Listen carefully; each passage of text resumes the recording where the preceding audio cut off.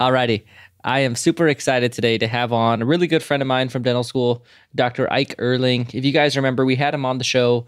We were both D4s, and we talked about Ike's mailer is one of our episode resources, and it's something that a lot of people have downloaded and used and inspired. And, Ike is pretty well known for doing that, where he sort of sent out his, how many mailers was it, Ike? Like 800? Yeah, it was a little over 817, if I remember right. Yeah. So Ike sends out 817 mailers and gets, how many responses did you get from dentists looking to sell their practices? I ended up getting a little over 50. I actually got one about 6 months ago. It kind of trailed in. It was really funny. She kept it. It was over a year, almost a year and a half, and she called me. I told her I'd already bought a practice, but she was still looking. So it's kind of crazy. She just kept it, but it was about 50 responses. So, Ike, that's how you guys know him on the show. And so we're going to talk a little bit about Ike has had the most incredible story. And I've been coaching Ike as a one-on-one client since he closed on his office. When did you close, Ike? December 12th. Okay. So really, that's it? Mm-hmm. Yeah. Oh, man. December 12th was the exact day. Yeah, we were trying to do it in late October, early November, but lawyer stuff kind of postponed it. So cool. December 12th. Well, Ike, why don't you go ahead and run us through, last our audience heard about you, you had just, you kind of struck a handshake deal with a dentist in Scottsdale for a bigger office doing over $1 million. Yeah, so we kind of talked about there on the podcast last time, but I was pretty gung-ho about buying that office. It was a practice in Scottsdale. It was just a single owner. She did about $1.1 to $1.3 million a year. She had invited me in. I could shadowed. She told her staff I was going to buy her office. And so we had kind of gotten to that point. We were ready to sign an LOI and kind of begin the official process. And she kind of went towards the very end, it ended up not working out is the short story for it. But she had asked me a couple weeks previous if I was willing to associate for a couple years or what my timeline was. And I told her that I was really wanting to be an owner right away. And then I kind of just wanted to jump right into it. And I wanted her to be a reverse associateship, but I wanted to take ownership or full ownership right away. And so right before we kind of were ready to make things official, start signing things, she sent me an email and told me that she just wasn't ready to give up ownership, basically. And she just wasn't there. It just, when push came to shove, when it was time to really make that decision, she wasn't quite ready to let go of the reins. And so she was wanting to just hire an associate, an associate that didn't want any ownership in the practice. And so that obviously wasn't what I wanted. And so I said, that's okay. And so she did. She hired one. And I just continued to look for a practice where I could be an owner, 100%. So then where did that leave you? So what time in your senior year of dental school was this? So that was October of my senior year during D4 year. And so I was kind of now, okay. And so then I started going back to a lot of the openings or a lot of the leads that I had and trying to kind of rerun through those. And some of those leads had already made other decisions. I had already kind of told them and that was a little premature on my part, but I kind of indicated to them because I didn't want to lead them on that I had found the place that I thought I was going to go. And so they had already made other plans and a lot of those leads had already fallen through. But I continued to have offices from my mailer come through. And so they continued to kind of filter through. And as they came through, I started to sift them out. In December, I had a practice, a bigger practice in Chandler, contact me. And the husband and the wife, it was just the husband was the dentist, but the wife was kind of the office manager. We kind of went down there and met with them. Same thing. It was actually even a little bigger office. And I was looking for a cash flowing office. And I was looking for a big cash flowing office that I could kind of jump into that I could really, really grow. And so that kind of looked like for me. And I'm like, all right, I really wanted up in the Chandler, East Valley, Gilbert, Mesa, Queen Creek area. And so December, we did that. We both signed an LOI in January, and we began the whole process. And then David Alley began the bank, getting all that worked out as far as the finances went. We agreed on a price. And we began all that. I took boards, had a baby, graduated dental school, and when we came down to signing the asset purchase agreement in June, they changed the price on me.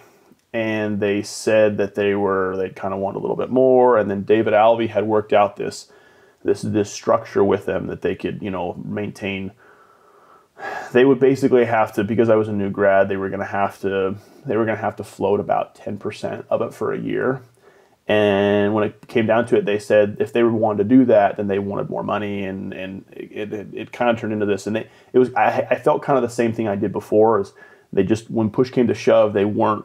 It sounded good to talk about. It sounded good to kind of kick the tires on the deal. But when it really came down to it, they just weren't ready to kind of jump in. And so that one fell through too.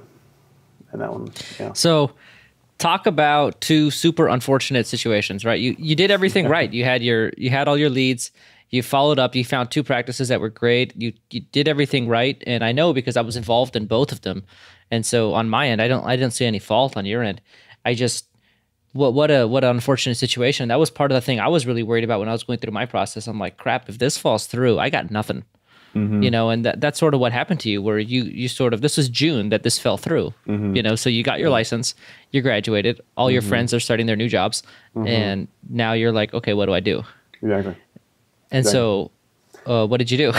And so, yeah, and I think the thing that one of the things I kind of underestimated or didn't put into or realize was how attached some of these owners get attached to their practices, and that it and at least for them in that specific situation was I needed to have a backup plan, and I need to be a little more prudent sometimes about, okay, I need to have a plan B, because I was left in June with no plan B. I put all my eggs in that basket, and I didn't have anything, and it kind of sucked. And so I was just, all right, well, what am I going to do? And so it was a learning experience for me that sometimes, they don't always go as planned. And so I started sifting back through my mailers again. I had gotten more leads, and so I sifted back through them. And as I started to look at it, I was like, okay, I just got to get a job now. I got to find some place to work at. And so a couple offices that were, they were little smaller offices, had reached out to me. And so there was two specifically I was looking at, and one of them, the one in Queen Creek, he offered to, I was going to work for him as an associate, and it was a smaller office. But the reason I wanted to do it was because I was replacing a dentist, and I was going to be the only one in the office. The owner, it was a second practice for him, and so he wasn't going to be there. And I kind of wanted one of those situations where it was just me, and I didn't have to have a senior doc looking over my shoulder, and I could just go. And so that was the reason I took that job specifically while I was looking for another office. And as I came down to the two offices that I was kind of looking at, and so the office didn't have, it had a lot of potential, but it was kind of barely breaking even. And so I came into the office, and I started placing implants and kind of doing all the extractions and all that stuff, all the molar endo. I was working on kids and kind of doing all that stuff. And then the office started to grow, and it got to a certain point, and I reached out to you and I said, hey, George, as we talked about, a cash flowing office versus a value added practice. And I said, hey, is this a value added practice that's worth it? I could get this practice for, much cheaper than I could the other practices. Is it going to be worth it? And what you thought about it. And I remember kind of reaching out to you and saying, hey, what do you think? Should I still look for a big cash flowing office, or do you think this one's worth it? And you kind of looked at it and you're like, all right, well, what you've done with it now, or how much it's grown, and you kind of said, okay, yeah, I think it's worth it. And so I went to the owner and I said, look, because I had two offices right then that I was looking at. I said, are you willing to sell the office? And if you are, I kind of want to buy it right now. And he said yes. And so we just kind of made it happen. And he was at that point. It was a second office of his. He didn't come down a whole lot. I was there pretty much on my own 90% of the time, and he was kind of looking to go out too. He was kind of looking to be done with the office, and so he said yes. And so that was kind of in November, or excuse me, end of October, early November, and we agreed on a price, and then we bought the office. So a lot of things there. Let's go ahead and unpack them. So, you were left without a job back when the Chandler thing fell through. And then, that's sort of when we and I were in communication, and we were like, okay, just get some job and let's keep looking for an office. And so every once in a while you'd send me practices, and all the while, this office that you're in is starting to grow. So let's kind of put things in perspective. So what was the monthly collections or adjusted production or whatever before you walked into this practice the month before? It was $26,211, I think was the exact number, but it was just a little bit over $26,000. So, and when did you walk into this office? It was beginning of July, very end of June, early July. I think it was like right in the beginning. So you just kind of passed your 1 year mark in this office. Exactly. We're right at the 1 year mark. Exactly. Okay. So so Ike and I are we're still talking other practices at this point. This one, it's looking like a kind of a poor prognosis type situation. And then month over month, as we keep looking, things are really picking up.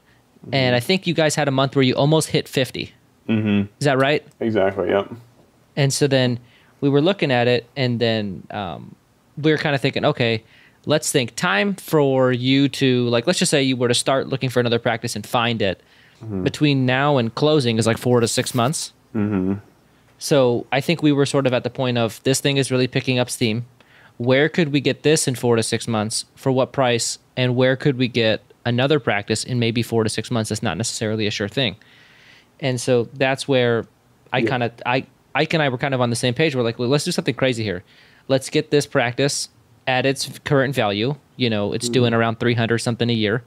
So let's get it at its current value, knowing that we've kind of already grown it a bit. And, I was sort of in the process of developing what was, now a shared practices coaching and metrics-based coaching. And I sort of asked him, like, let me coach you on this and let's get it somewhere. And I felt like in 4 to 6 months, we could get it a lot further than you could in, if you were to find something else. And the one of the things about the office too that I liked was the office is really nice. And I went to Breakaway during my December of my D4 year, and I kind of talked with Scott Luna about startups and that whole thing, and how much one of his really nice startups was. And it was like, I realized that I couldn't buy that. I could buy that office for less than I could do a startup for, and the office was really nice. I didn't have to change anything in the office. It had 6 ops, and it was just a really nice office. And so I didn't have to change anything from that standpoint. And so I did a dentographics analysis. I did a site comparison analysis and then a single site analysis on that office. And the growth was really high for the area. The median income was high, and it was just, there was a lot of those preliminary factors there. And so it was almost like I think I mentioned to you as I looked at them, okay, if I did a startup, could I do a startup in this area? And we kind of felt like, okay, if you were going to look at the office as a startup, then yeah, it would be a good little spot to do a startup. But then I was getting an office for less than I could do a startup, and I had patience. And that was kind of the thing that kind of like, and it was where I wanted to live. It was exactly where I wanted to live. It was 10 minutes away from where I wanted to live. So now let's fast forward to this month. So before we talk about everything in between, I just had a huge month. So this was your 12th month in the office, which I can't even believe. And so Ike and I have been talking for a long time, and he's always thrown out a number. He's like, oh, if we could just hit 60, that would be just perfect. And then he passes 60. Man, if we could just hit 70. We haven't been able to pass 70. And then we were sort of in the 70s, and he kind of threw out the 100 number. He's like, man, if we could just pass 100, that would, I wouldn't even be able to believe my office doing more than 100. So Ike, just for the record, adjusted production in July was? It was 112. It was 112. 112. 112. And I work Monday, Tuesday, and Wednesday. So that's another thing. So Ike, this office was only open 3 days a week because it wasn't big enough to sustain kind of full-time dentists. So one of the big things that we keep talking about is Ike keeps telling me, hey, should I open Thursday, Friday, or maybe work one Saturday a month or something? And I've kept pushing back on him on it. And I kept telling him, stick with 3 days, stick with 3 days. And so I want your reaction on the show for everybody out there. How was this month for you where it kind of all came together and you had a really, really big month that you kind of been thinking about for a long time? It was awesome. I think it was just awesome because it didn't feel, it was like the systems of the office and the things that we had talked about over the last 6 months and everything else had kind of come into place. You know, just everything had kind of, it felt like the office that I kind of imagined. And it felt like, you know, the hygiene checks and the way treatment was presented. And I almost felt like I did less work and made more money this month than I ever had. And that was kind of what I really was like, oh my gosh, you know, like, and that was kind of the coaching thing I think that really helped was, from your standpoint, was you gave me that sense of direction of, this is what, okay, you looked at my practice by numbers and you looked at where I was going. You said, okay, you know, when I was going to come to you and I said, George, I want to open up more days because I feel overworked. And you're like, Ike, you need to do more exams. You need to offer some better new patient specials. You know, new patients are worth more to you because you're doing so much of the treatment on them. And so we kind of talked about that. And then as I started to get those new patients and then hygiene filled up, and then I hired a second hygienist this month as well. And that all kind of culminated to that, you know, and then training the hygienist to go over treatment and use the intraoral camera. And my hygiene exams are not 15 minutes, they're 2 minutes. And the FDAs are doing fillings, and it all kind of culminated. And then it was like, and then I just felt like I worked less and we made more, and it was just a great feeling. And then I had 4 days off every week, and it was kind of nuts. And I almost felt like I should be working more, to be honest with you. And you felt guilty for not working enough? Yeah, exactly. I felt like I should be working more. I felt like I should be working 6 days a week.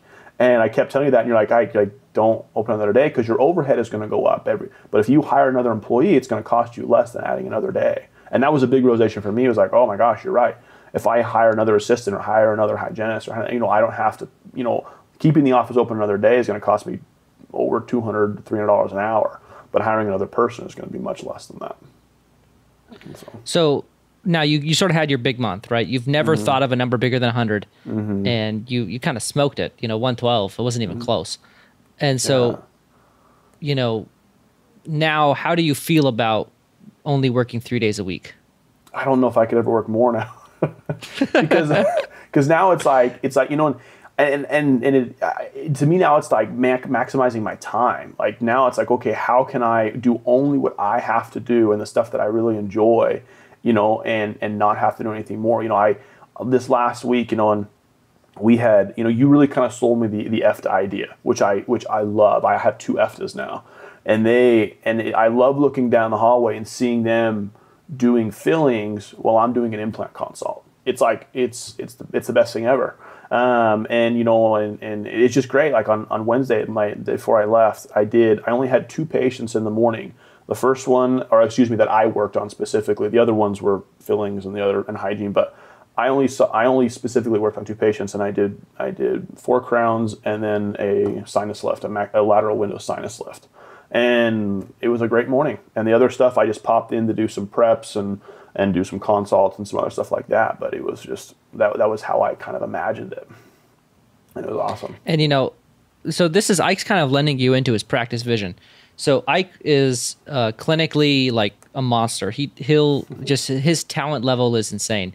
He was the guy in the dental school that all the teachers knew, and they knew that, you know, you circled his name knowing that he was really talented clinically, and not me at all, you know, so we're very different in that way. And so Ike's vision has always been to have, you know, implant-based practice.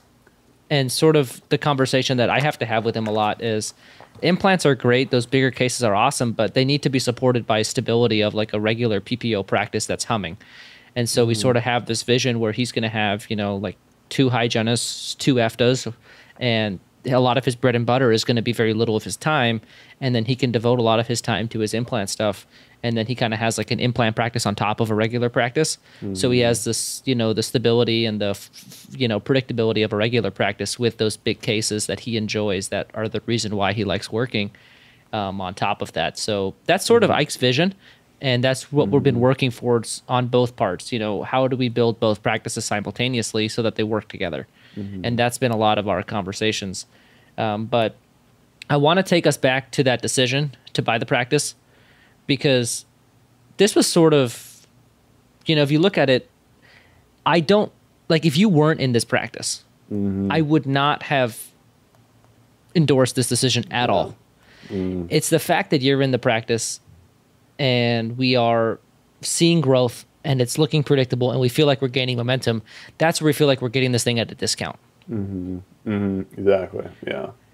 It wasn't one that I would have looked at on paper and brought to you and been like, hey, let's buy this practice. Like it would, you know, I mean, like kind of the numbers, you know, weren't specifically like for those one of those big cash flowing practices or, you know, things like that. It just, I agree with you 100%. We're going to introduce a new segment to the show today, the metrics that matter most, brought to us by Practice by Numbers. I'm sure that everyone has heard someone say doctors are the worst business managers. That may be the case for some dentists, but it doesn't have to be the case for you. Successful dental practices consistently monitor and seek to improve a few key metrics. Practice by Numbers dashboard analytics software provides a simple way for you to track and improve the metrics that matter the most. Today, we are looking at the percentage of perio patients. Current medical wisdom tells us that this metric is important to the health of your patients and your practice. Periodontal disease is linked to at least 8 major systemic diseases and is prevalent in about 50% of the population.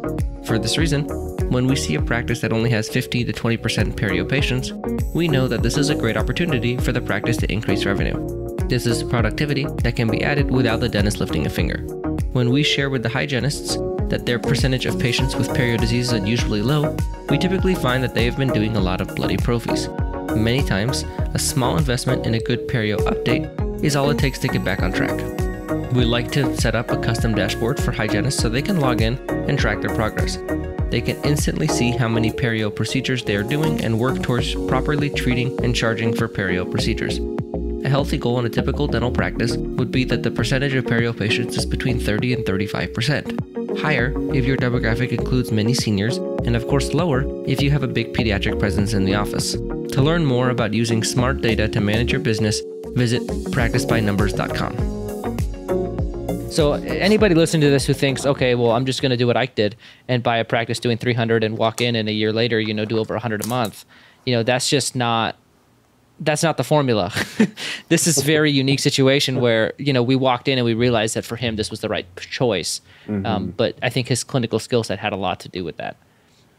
Well, yeah, it was. So let's talk about, go ahead. I would just say I felt like, you know, I really enjoyed. I mean, and we talked about this the other night. You know, like there was a lot of stuff that I really enjoyed. And like the implants and things like that, I really enjoyed. And I actually like endo. I know some people don't. I actually like endo too, and I'm fairly quick at it. And so I don't refer any of it out. I do retreats. I do kind of do all of that. And because I kind of looked at it as well. You know, if I have the time, then I'll figure it out, you know, and that's just kind of how we've done it. I took some CE courses for lateral window sinus lifts, and I just really enjoyed that aspect of it. And you know, I have, you know, one of my FDAs was a surgical assistant for a long time, and it all kind of fell into place. But it was, you know, I clinically, you know, like I said, you know, being able to do the treatment was a big bonus, and then having you to kind of guide that, you know, to bring in those patients. Because you told me you're like, new patients are worth more to you than they are to me, because all their treatment is essentially on the table for you. And that was kind of like, oh yeah, you know, I didn't think about that. And so I was like willing to put more money into marketing for specific patients because their ROI was a lot bigger for a new patient. Yeah. So let's talk about that, because you know, in this whole process of coaching, you sort of, I call it like, I put them in like 3-month windows. Like you go through a 3-month window where we have a call where we plan out a lot of things. And then for the next 3 months, we're really executing them and watching and analyzing and seeing where we're going from here. And so Ike, we were at about 50 when we bought it, is about where we were at. And then we were getting stuck in the 60s. Mm-hmm. So that's sort of where we went back to the drawing table. And we're like, okay, what are we going to do to keep pushing? Because you said, I want to hit 70. That was like that number that you said you wanted to hit. Mm-hmm. And so we're like, okay, let's go back to the drawing table. And the one thing that really struck me when I was looking through Ike's stuff is his treatment plan size is really large because he does a lot of different procedures. And his case acceptance is great. He's a great bedside manner, and he communicates well with patients. And he's just not doing enough exams. And so we sort of talked about it, and we realized that so for most dentists, you have to be very, very cautious when you add hygiene and, you know, you start marketing, like, because you need to make sure that it's going to be profitable for them. I kind of has the opposite problem where, you know, he just doesn't have enough patients, but when a patient walks through his doors, he is like, if you were to send a patient to 10 different dentists, because of Ike's skill sets, his ability to diagnose and treatment plan bigger cases, and do a lot of different things, that patient is worth more to him than it is to me as a simple dentist who does fillings, crowns, and night guards. So, it makes a lot of sense for us to really push the envelope on getting Ike as many patients as possible, if that means being a little bit more aggressive about marketing, being a little bit more aggressive about adding hygienists so that he's doing enough exams. Because if he has a hygienist sitting there making $40 an hour, not seeing a patient, that's okay, because the next hour when she is seeing a patient, Ike is really going to make that up. And that was sort of and that's always what we've been doing, is really pushing the envelope on the growth and making sure that we're staying ahead of it, knowing that we might be taking on a little bit more overhead, but we're going to make it up in Ike's ability to outproduce it. And that's been a big part of how we pushed from, I think with the last time we were really stuck was that 60s. And then we sort of made that realization, and then every month then has been up and up. And then now we hit 100, which was sort of that big number for you. And it was, and because I was kind of thinking I had to work harder, I had to work more, I had to do more and to produce more. And you were like, no, you got to get your hygienist busy. And I was like, my hygienist has got to be packed before I hire another one. You're like, no, she's now producing right around $140 to $150 an hour. And you showed it to me on the practical numbers. You're like, she could see one patient every 4 hours and you'd still break even. And you're like, hire a hygienist so those peak hours are open. And that was kind of like, oh yeah, you're right. Like if she sees a patient only every 4 hours, so I'm still breaking even on her. And that was like, oh, okay, that makes sense. And so then when I hired that second hygienist, we had more openings for more, because my practice, I have 7 a.m. and 7 p.m. appointments available. And so those appointments fill up really fast, but the ones in the middle of the day aren't always as busy. And so now those appointments are filling up, but patients don't have to wait 3-4 weeks to get out for those appointments. They can come in right away. And then I do more exams in there. And then during the day, those hygienists are, if they're not busy, it's not as big a deal to me because I know that they're making money, basically, producing them right. Yeah. And so I think this is our philosophy is metrics and mindset. And I think this is like a great example of this call specifically was when Ike was stuck in the 60s. And so we had this call about it, and his mindset was twofold. So he was very focused on what can I do to push this practice forward. I've already added lateral windows, what other procedures can I add to my repertoire to push this thing where I want it to go? And that's sort of where I had we were looking through and we sort of realized that, no, it's nothing that you need to do. It's something that you need more patients in your chairs, and to you, they're just worth more. And so his mindset block was his inability to want to pay his highest paid employee to sit there and do nothing. He's trying to avoid that as much as possible, right? Who wants a hygienist sitting there without a patient? Like that's torture to a dentist. And so we kind of had to push him through that and help him realize that in his practice, it makes a lot of sense to have an extra hygienist to see extra patients. And then right when we did that and we started 2 hygiene days in his office, that's when we really started seeing that take off. And it was our ability to sort of get comfortable with those openings that really allowed for that to happen. So it was sort of like the metric identified the problem.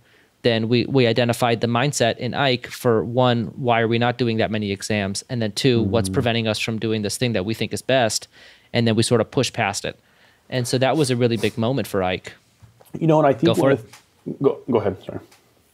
No, I'm done. Okay, so I think one of the things, and for me, one of the big paradigm shifts or perspective changes for me was learning to be efficient with my time. And that was, and we kind of talked about I wanted to open, as it started to grow, I wanted to open up more days and I wanted to work, more of this. And you're like, no, you got to be more efficient with your time. And as I kind of caught hold of that, and you kind of showed me, with the hygienist thing and how much they're making, and they only have to break even this much time. And I started to realize, okay, and then you kind of about the EFTA thing, because I think you had hired an EFTA right around that same time, and you're like, it's awesome. They do your fillings and you can, it frees up more of your time. And if you find a good one, it'll work. And so I couldn't find one specifically for my side of the valley because it was hard to get them over there and there wasn't a whole lot. But I had an assistant that had been there for a long time, and she was bilingual, so we had a fair amount of Hispanic patients that came in that liked the practice. And I said, okay, I asked if she was interested in it. And so we sent her to the EFTA program. She did it, and it was awesome. And then she found somebody else that came and joined the practice, and it just made my time so much more efficient. And that was and then I kind of started to catch hold of that and about the efficiency of the time versus me putting more weight on myself. I have to work harder and cut more costs and and to try and make more, and is it sustainable? And because I kind of feel like my, 3 days a week, I mean, like, I initially never would have thought like I would have been happy working 3 days a week. I would have wanted to work more. But now I'm like, man, like how much can I do on 3 days a week is now like my mindset. How much can I possibly, how much dentistry can we produce on 3 days a week? How many people can we help? How many patients can we see, And that's like, now that as that shifted, then it was now I started thinking about what can I do on those 3 days a week? And they're precious days, and the staff knows that. And I sat down with them and I talked with them about that. And I said, I'm not going to open the practice more days a week.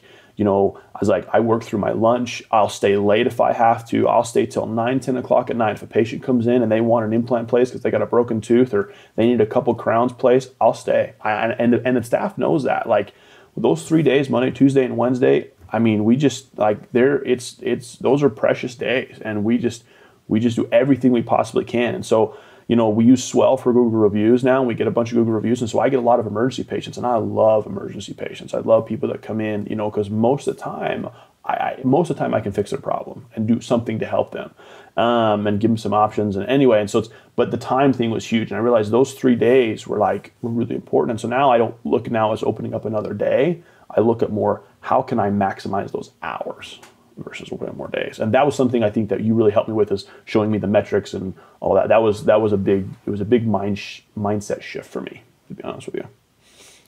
Yeah, and we're not every person is meant to work 3 days. In Ike's specific case, his thing was he wasn't maximizing his 3 days. Mm-hmm. So the idea of opening up an additional day is just adding a bunch of overhead to have like 4 kind of meh days didn't make a whole lot of sense. Mm-hmm. It's just working more to make less. And so for us, I mean, how many times did you try to get to open more days with me? About every time I talk to you. Yeah, it was like a monthly thing. It was like at the end of our call, do you think I should open more days? No, and the reason behind it is, it's not Ike's not nuts. It's just the reason behind it is because he wasn't hitting his goals. Mm-hmm. He wanted to hit his numbers, and he felt like he didn't have enough days to do it. Mm-hmm. And so, I think it's also very challenging, because you think, okay, well, just more days is going to solve my problem. Mm-hmm. And in some situations, yes, in some situations, no. In Ike's case, I didn't feel like that was really going to do much. So that's where I really pushed back on him. And now, are you still wanting to open up another day? No, absolutely not. I definitely don't want, and it's funny because like the staff now has like kind of come to me, and because they kind of feel a little bit overworked sometimes, and so they kind of ask, hey, are we going to open up another day?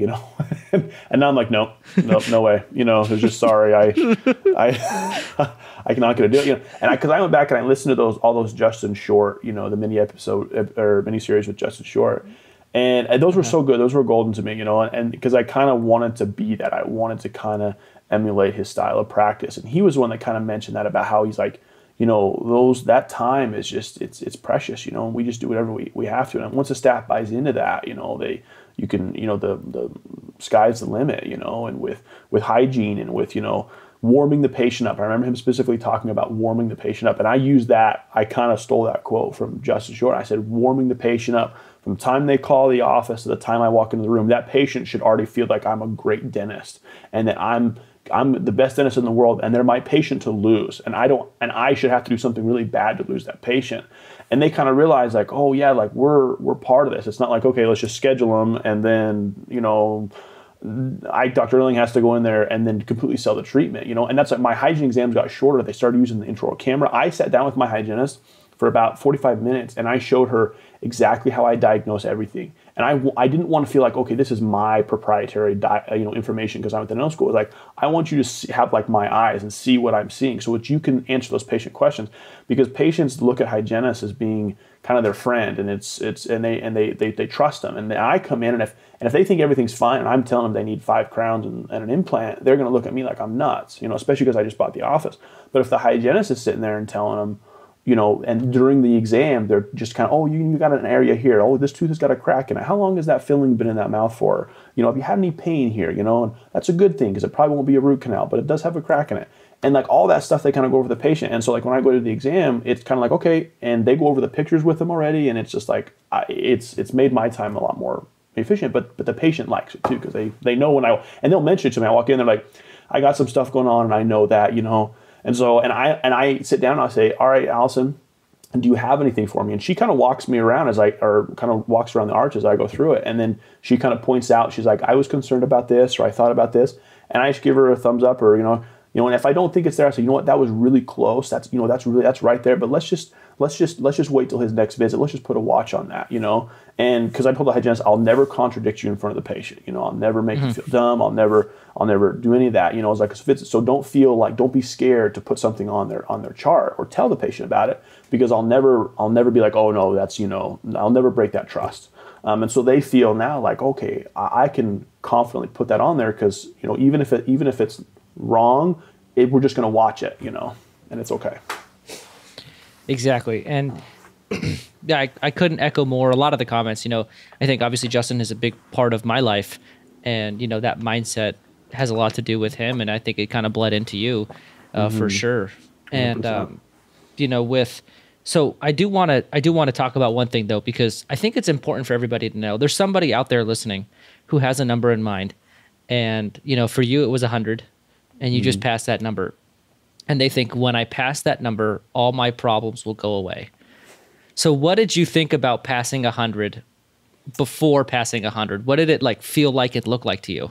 It felt almost like Mount Everest, because before that, I mean, like I said, I came into the office and it was doing 26 grand a month, And so for 1 year to quadruple that, that felt to me like, oh my gosh, I'm a new grad. It's 1 year. And it felt like too much, and it felt almost insurmountable. It felt huge to me. And yeah, it felt like a huge task. And so what did it like? So we both knew that you would hit 100 eventually. I don't think either of us saw it coming that quick, but what did you feel like? Because for me, every time I have a number in mind, I always feel like when I hit that number, all my problems are going to go away. Did you have that mindset too? 100%. And exactly. And I thought exactly like it was all suddenly the practice would run itself, and it would just be fine. It'd be great. And now my problems are now like staff, managing personalities and making sure stuff's getting collected. And yes, exactly. And now it's now I want to make sure it's sustainable. And now I'm like, okay, and I want to do the next, and it's there's always kind of that almost kind of, I had that someone's breathing down the back of my neck a little bit. Okay, let's make sure we do next month. Now it comes with expectations. Now it comes with expectations. Because anything less than 100 now to me is going to feel like a failure. They're going to feel like a bad month. Yeah. So I want to make note of a couple things, because this is, in this segment, Practice Underwater, we like to be super honest and authentic. And I find that that's the part that doesn't get discussed. We talk about hitting a big number, and somebody listening to this is going to think, man, if I can just hit that number that they have in their head, whatever it may be. And what they don't talk about is once you hit that number, you're not going to enjoy it, because you're going to be so focused on the next number or the next thing. And, I knew Ike was having a big month. He was kind of updating me throughout the month. And we were kind of like 100 is in sight. And then I didn't get the text until it was the 31st, the end of the month. You sent me, your 112. And then it was followed by a lot of concerns. It was like, is this sustainable? I'm worried about this, all of these things. And that's totally normal. And so twofold. One, for everybody out there who hasn't hit their number or doesn't know what it is, or hasn't reached a level of success that they've dreamt about for a while, I want you to know that if it doesn't change your life as much as you think it will. You're still the same person, and you still have the same problems. You're still it's very, it is what it is. But then at the end, you have to enjoy it. And that was the message I sent Ike. I said, look, we're going to have, right after this, we're going to have our coaching call, and we'll talk about things and we'll work on it. But until then, over the next few days, you have to enjoy it, and you have to kind of take a moment to turn around and look at how far you've come. And in the 1 year since you graduated dental school with no job, you're a ninja, right? No income, no job applicant here. You know what I mean? And so you go in and you find this terrible office, nobody wants to buy this thing. Exactly. And it's doing $26,000 a month. And in the course of a year, we take this thing and now we're doing over 100. And, that's a moment. And they were working Saturdays too.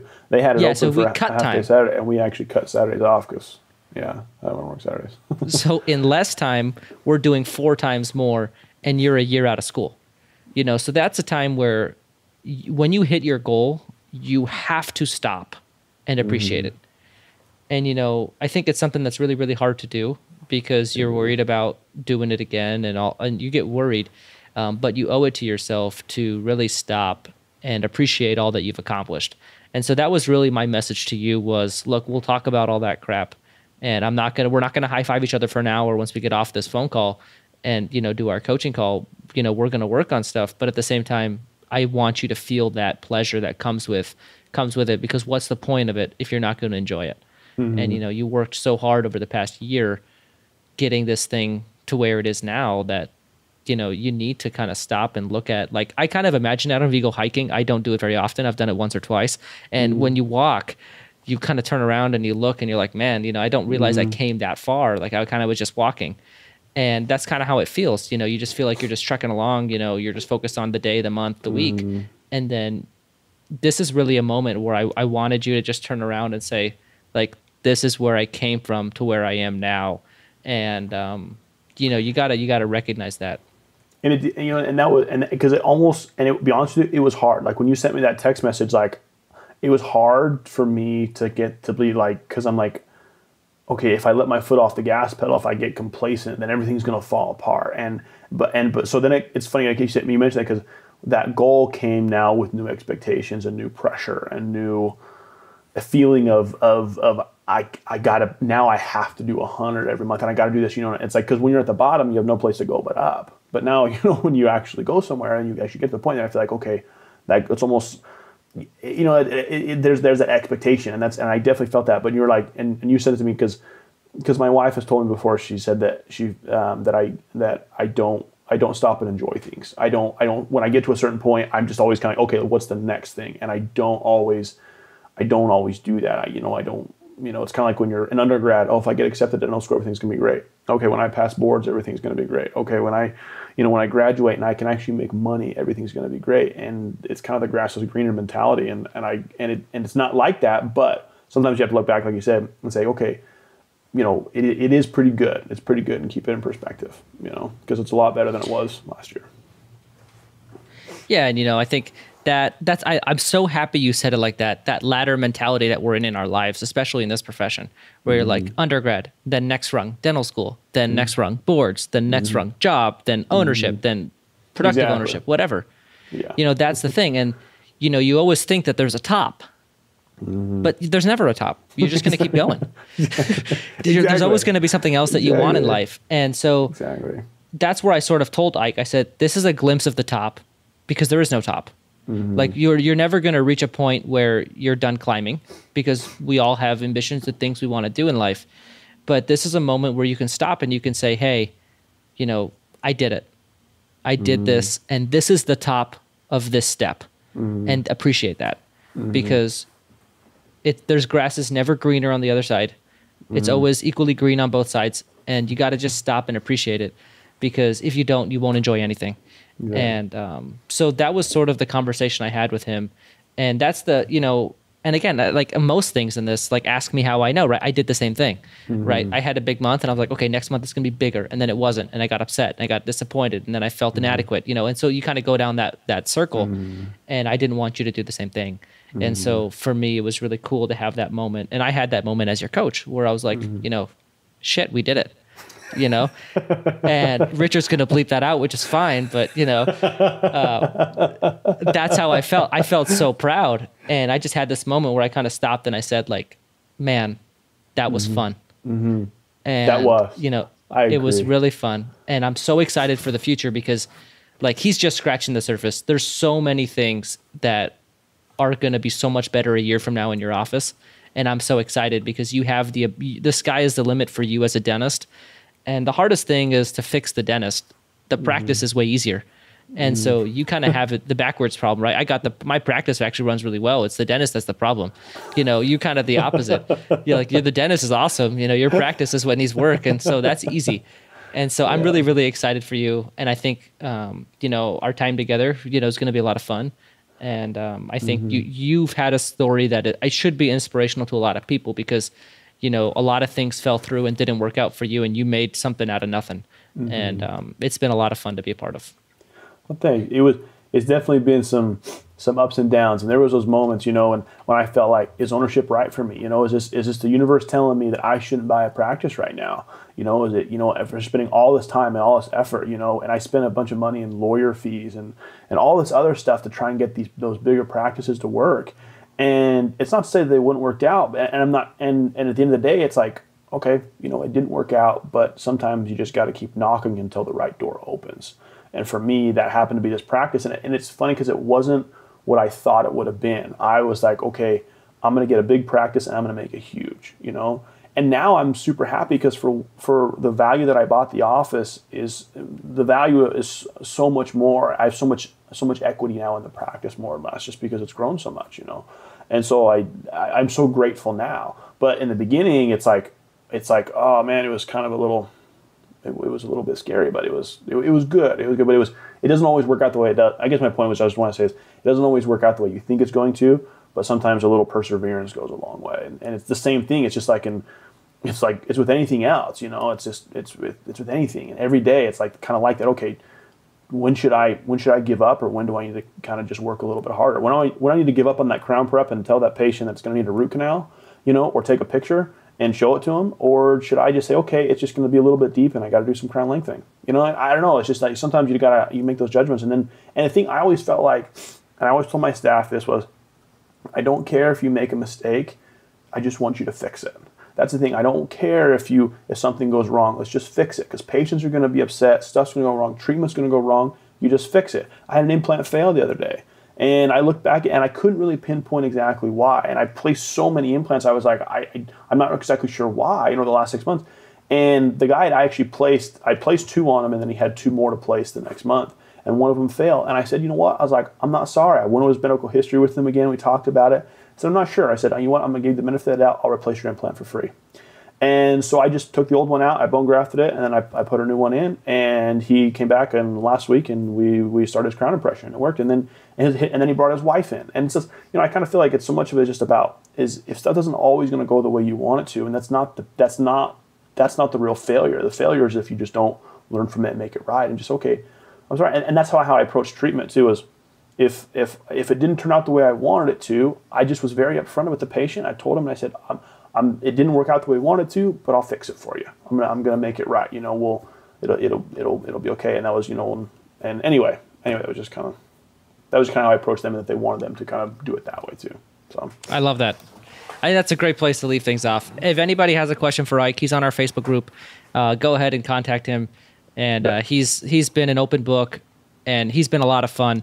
Last thing I do want to talk about, though, before we leave, is I don't think we actually formally addressed the role of metrics in our whole experience. So for those of you who don't know, Ike is sort of our pilot test, or was my pilot test for the shared practices coaching, the metrics and mindset that we sort of really stand on. And he was sort of my initial subject where we wanted to test out this concept on him. So, you know, in your opinion, how is like the big prominence of metrics in our coaching style really impacted you as a client? So it took things from, I hope it grows, to I know if it's working or if it's not. I think you use a term, what you don't measure doesn't grow, and you have to measure everything, and what you have to be on top of those numbers.